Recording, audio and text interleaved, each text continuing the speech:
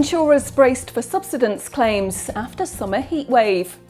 After the long, hot, dry summer, the UK's insurance companies are bracing themselves for a record number of building subsidence claims. The long, dry period is putting properties at increased risk of subsidence and may affect as many as 1 in 5 homes. Subsidence most often occurs during warm weather when the lack of rain causes the shrinkage of clay soils.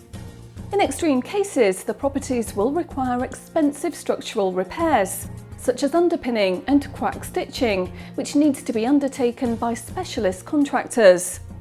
Trees too close to properties can also cause problems, as their roots absorb vast quantities of moisture, exacerbated the shrinkage brought on by the dry weather.